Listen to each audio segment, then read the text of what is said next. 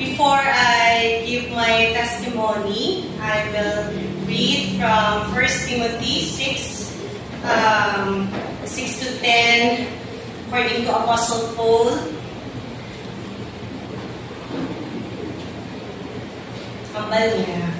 Now, godliness, with contentment is great gain.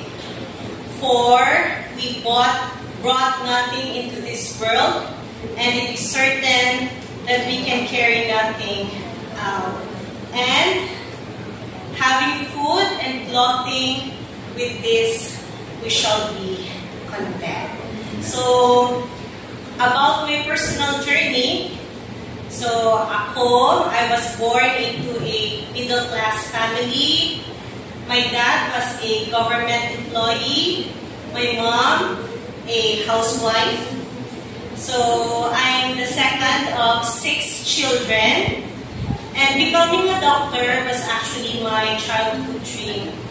But that dream, actually, I thought it was impossible because during my last year in college, my father was diagnosed with liver cancer. According sa doktor, ang niya 6 months na kuno akong tatay, mabuhi. But he was wrong. 7 months. Joke lang. Anyway, my father was diagnosed January 1996 and he passed away July 1996 on the same year. So 7 months in. Kaga ang father ko, he actually died on his birthday. So, grabe nga timing man. Kaya ang father ko, he was born in July 14, 1948 and he died at 48 years old. So, meaning nga patay akong tatay, first semester as 4th year BS Bio student ako. So, my father was our only breadwinner. And without him, I thought my dream was over. At that point, I actually considered applying for his job because the company he was working with was offering me the job when I graduate in college so that I could help my mother and younger siblings. But my mom told me, Yaday, if it's God's will for you to be a doctor, He will make a way. So, actually, na-encourage kita po sa nanay ko. So, that night, I really prayed hard. Gustuloy ko sa Ginoo. Kasi ko, Lord, na kung totoo, pala pinaaagin butang mo nga desire sa akong nga tagipusoon. And kung na mo ni siyang imunga will, tani, gaan mo kung assign. Sabi ko, una, dapat makasulod ako sa West Visayas State University. Kaya mo na pinaka-affordable ko nga ispilaan nga kaya sa akong nga mother. Gaya ko scholarship. And ginhatag sa Ginoo duwagin. So, I was accepted at West Visayas and I had a scholarship. So, after that, hindi lang naguntat ang Ginoo sa scholarship. Blessings after blessings actually came one after another. My mom had never worked before, but she was hired sa akong diin nag-obra ang akong father. And actually, she also started a small business on the side. And sa una, gina-joke na namon sang mangod ko pala nga ng tanan-tanan nga tao sa opisina, may utang sa kay mami. Na pating manager, may utang kay mami. Kaya every time may mga kinalanon kami, even si mami nagkaka-amaze nga nang sa inaanan ng time, usually nagabalayad sila. Gabayad kaya. And also, my aunt, na one of my dad's sisters, also offered to pay for my tuition, galing kay may scholarship na ako. So, I used it to buy my books. So, it wasn't an easy journey. I remember one particular day during clerkship, I hadn't received my allowance, but I was hungry, I was tired and broke. So, I checked my ATM na for the balance, ang unod sa akong nga ATM at that time, to 500 pesos ng git. So kung i-withdrawon ko to siya, wala na po kwarta actually. Tapos budlay man kay Iloilo, ako negros, ako nga nanay, dapat may unod lang ako nga ATM, di pwede, di nga mag-zero siya. So wala akong i-withdraw. So I walked back to the hospital, trying not to cry, and I prayed, Lord, I'm so hungry. Please help me, paano naman? Hindi ko may duty pa ko lawig ba? Minutes later, my classmate said, classmates, sino ba wala kakao na sa inyo? May extra thing of food. So wala, ito naman yung uyaya. Actually, hamba ko, kuha-kuha ko lang. And as I ate, I whispered, gusto ko, Lord, thank you. Kamalo ko, Lord, nga, ng imo, giniya nga sapat sa akin. That simple meal reminded me that God sees even our smallest needs. That's why nga, sa si Erin, para siya sa high school, I don't have an opportunity nga mamiko to ang classmate nga nag-provide sa akin nga pagkaon. Pero, ginahambala naman si Erin or ginagaan naman siya sa extra money so that kung may mga classmates siya lang nga hindi, kasi kahit di public school nga daan, wala mong kabalo kasi may isa kada ka-classmate nga wala kakaon ha, wala mong i-treat mo so that I can pay it forward.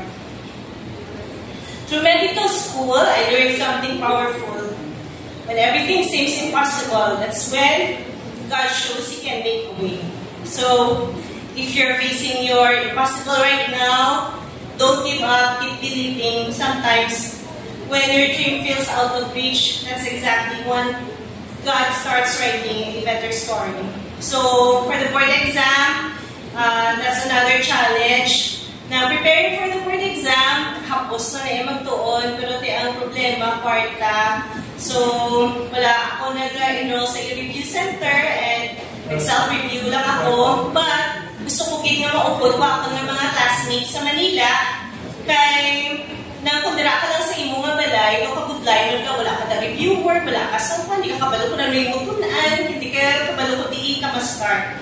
So, on my birthday, timing man, nga nagpuya ako na auntie from the US, ako si Lord, ano mo gusto mo, bravo, gusto mo, kay wala ako di kwarta, ato na ako mga classmates, ko next year na kung makuha ako board exam. Pero namin, nasa Ginoo, na on that day man, He answered my prayers. Tapos, namangkot si auntie, hamala, what nangyari kapag di kapag board exam ka, sigo galing kay nakamahal dito, isa, pinapilang namin, mapinambak siya ako pilang amount. Ganyan ko 10,000 as seed money. Tapos, ang mother ko and other relatives, nag-chip-in man sila. So, with that, naglakat ako sa Manila. Of course, just like everyone else, borrowed reviewers, copied notes. Sometimes, kung hindi sila mag-attend sa ilang review center, inahula ko ila ID at mag-sit-in dito sa review center. Ika namin man actually. So, actually, during that time, although kapoy, kaka-stress ka man, pero nang nakita ko walang invisible nga kamot sa Ginoo all along, all those times nga kinanglanon mo ka. So I was really confident nga inigid ang time nga ihatag sa Ginoo sa akon. So I gave my best, and indeed, I passed the board exam. So after passing the board exam, ang next naman is choosing a specialty. Wala ko na din na. Sorry na. Wala na. Kadungdungan niya. Please slides. Ay, wala po na. Wala. Siya ko pasulad. Anyway. So, choosing a specialty. So, before residency, di ako makadecide between internal medicine and OB-GYN. And when I returned to Corazon Locsin, a Christian OB-GYN talked to me and said, sa OB, mo kaya mo, Brian? Pwede kaya ka-treat sa patient medically. Of course, di ka dapat sa mga medical na conditions associated with pregnancy. Tapos kung IM ka lang yan, hindi kaya maka-opera. Hindi mo opera, kaya dapat yung basta, hindi mo kakasundot.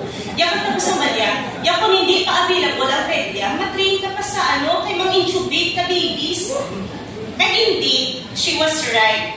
Kay during residency, kamudamo mga medical conditions associated with pregnancy sa nimo tinatreat. Pila ka babies man ang na-intubate ko kay during those times, all departments were understaffed. So sa amon nga OB department, hasta sa 4th year, 5 lang kami residente. So, imo gid tanan nga kaso, ang pedya pila man lang to sila kabilog. So isa ikaw gid man pasalo sa nimo nga baby nga gid pa-deliver nga fetal distress. And also back then, residency meant long hours, heavy workload, ka-little pay.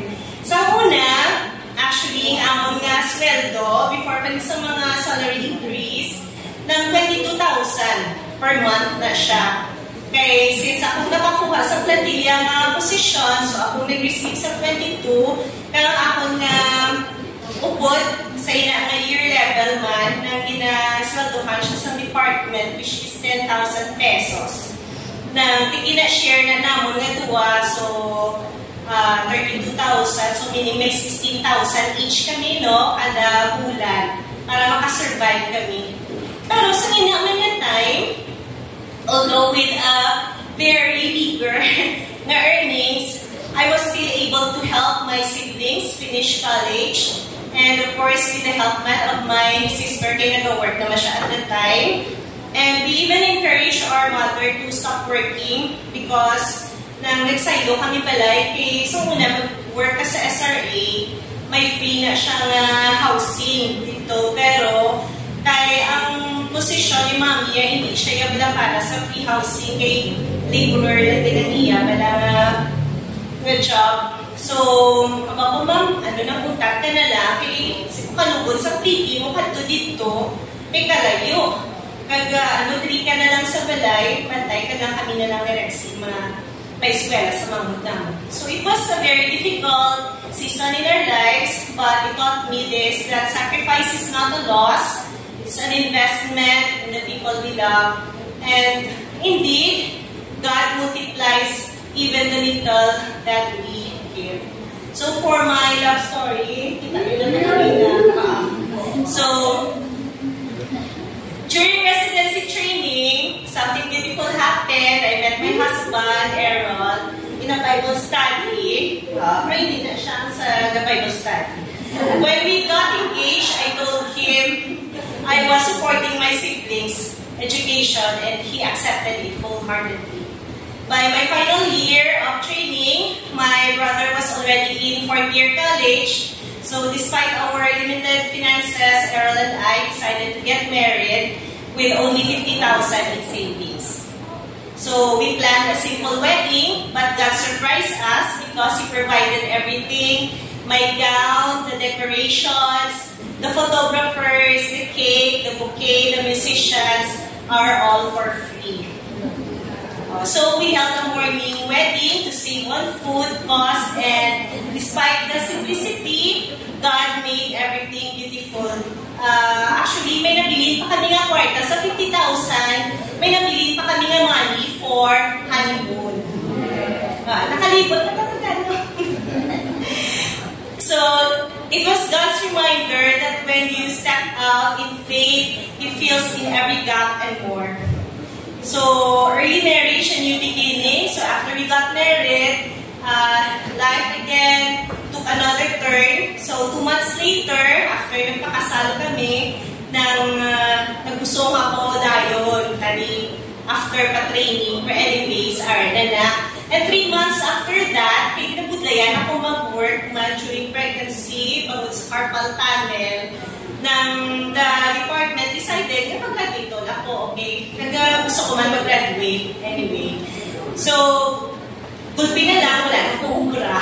So, jobless. And my husband was pastoring a small church with only a minimal allowance. Wala na kung pila minimal sa CBF may minimal, sa Pilaganaga, 500 per week. Daw ba siya? So my pregnancy was difficult and we have no permanent home. We lived with my in-laws initially, then later with my mom until delivery.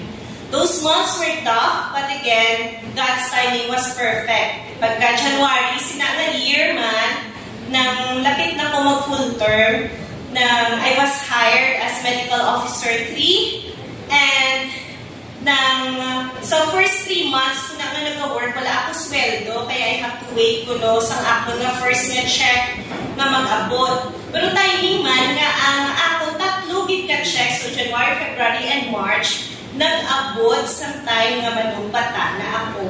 Perfect fit for a C-section, ubos tayo. Anyway, after Eric's first birthday, we moved to Bacolod. So, Errol took pastor effectively. Pikabudlay. So, una, kapuli-puli pa siya sa Miranda. Lakat kami sa Bacolod. So, we decided, nag-pray kami sa Ginoo nga, Lord ko ni mo nga pagpuot, makakita kami tayo sa place dito sa Bacolod nga maka-minister si Errol effectively. And kanami man sa Ginoo, when we decided to transfer here in Bacolod, ng God-sent people nga magbulig sa amon, una gid ang mga kalakasan. Kalakasan ang una gid nga nag-upod sa amon, tapos nang gigaan kami amon ng mga first nga mga furnitures. Lamisa, pulupuan, para makakaon kami sa tarong, katre, kag salasero. So, basic na furniture supply, but that was a good start. And kanami na sa Ginoo kay nang ipag-grow yaman pala ang ministry diri sa may Bacolod. And samtang nag-grow ang ministry, of course, gusto mo gid nga may visitation, una pala nga makatuan. Una na nabasero sa akon nga gusto yan gama yung gulo makabakata motorcycle, ay no, ng motorsiklo na para pang-libot-libot para makabisita sa mga tao. But of course, you know naman, pagod sa mga aksidente nga na witness mo sa mga hospital, hindi ko yung gusto nga may motor. Tapos, so we prayed to God, and God heard our prayer. Kapag ko, Lord, kung gusto mo yung Lord, gaano kami yung Lord sa salakyan. Kung ano lang ang means man, basta gaano kami sa salakyan, basta hindi lang motor. Wala na ako na yun sa Ginoo. Kaya kanami, sa Ginoo, ipadalaya ang mga oyos. Ano si Doc Oyos? Doc Oyos and Nong Noni, actually, provide nila ang van para sa ministry ni Errol. And God's goodness actually didn't stop there. Eventually, ang Ginoo nag-provide man sa amon sa affordable na residential lot. And in time, we were able to build our home and buy a second-hand car, which is super functional and very convenient until now. So, nakasakay na kami dala kung bilaban na. So, every step, God provided us with everything we needed. Ang protection, kag ang timing sa Ginoo, walang ng grabe gift. And also, amazing man ang Ginoo na 1 year and 7 months pa lang ako sa akong current na jobs na time. Ang friend ko, who was more senior to me, actually asked me kay haman niya, nang day, nang tugulapit kailangan ako na papers pala para sa promotion ng apply pala kay ano ka man, ngayempre hindi man na hindi man na ikaw kay ginabasihan na nila ang letter of service. Imposible daw yung hindi na napula kay parang nang mag-move na lang ang application. So ako to, inaplayan ko just to help a friend. However, in a surprising turn of events, ang position was given to me instead. And maybe, I believe that God wanted it that way so that I can help Errol in the ministry. And because kung taasin yung posisyon, hindi na ako mag 24 hours duty, but ng office hours na lang po. So, Saturdays and Sundays, I will be free and I will be able to take care of Eric and go with Errol sa iya mga ng ginapangkatuan man. And during my first few years as chief of hospital, God helped me improve the hospital's infrastructures, equipments, and many more. Na grabe, mag-provide ang Ginoo, inabla mama, kabla newbie ka sa ina nga posisyon, and di ako kabalo ko na nung ibubugrahon, but ang Ginoo, wala may ka-provide sa mga tao. Ikaanya ko yung friend from the Department of Health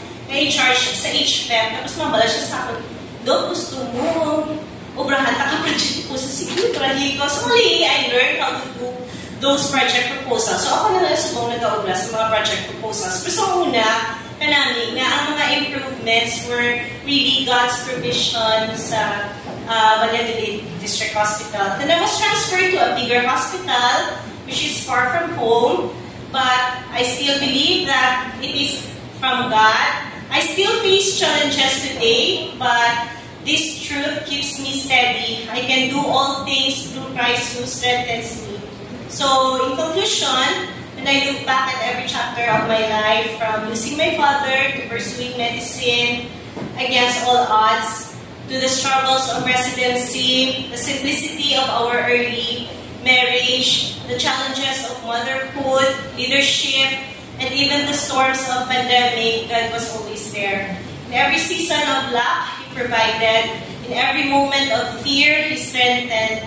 In every setback, He redirected. In every impossibility, He made a way. So let me leave you with this encouragement. You don't need to have a perfect life for God to use you. You don't need to have everything, because God can work mightily even through the little that you have if you use it for His glory. And may nabasahan ako na sa kilid, i-quote ko lang siya from Thomas Boston Hambalya. Whatever you have in the world is no more ours than what a steward carries in his master's purse. So, whatever you have, hindi na imo. Even if na baka pinangabudlayan mo na siya, hindi na siya imo, halili na sa Ginoo. So, all praises and glory to our God.